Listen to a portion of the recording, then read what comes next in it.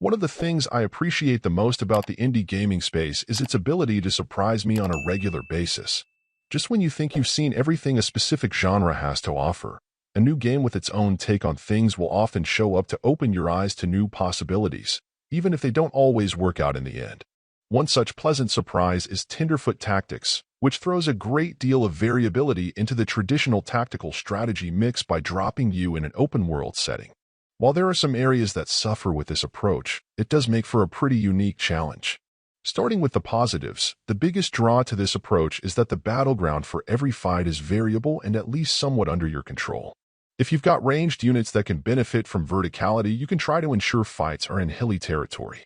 If you're willing to take a risk and have some units that deal fire damage, areas that have more vegetation can get interesting. The key is that you can often lure your attackers into scenarios that favor your team, and it's very cool when it works out well.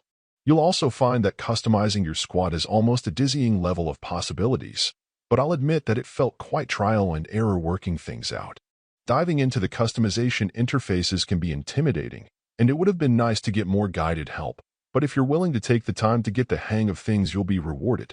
In terms of issues, aside from the fact that it never felt like the game did a very good job of explaining all of its systems and screens, the open-world setup has some downsides.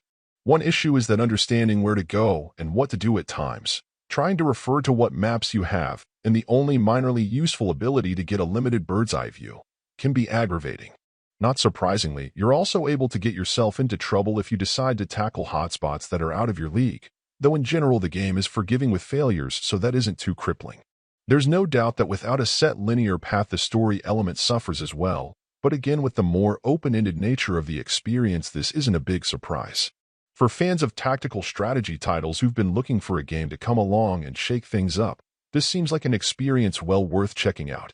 Your level of control over both the battlefield and the composition of your squad, once you get the hang of things, really feels like it can give smart and experienced players an edge. For people who are more casual fans or are looking for something that's a little different, you'll want to take in the pros and cons to see where you'd likely fall in your enjoyment, based on what you prefer in your gaming experience. I'd love to see a follow-up that tries to build on the strengths of this experiment and flesh out some of the weaker areas. But until then, this does stand out as being thoroughly engaging and refreshingly different. Overall, my final score for the game ended up being an 8.1. Thank you for taking the time to listen to this review. And if you'd like more information or ideas of indie games worth checking out on Switch, be sure to click on the link provided in the description. Until next time.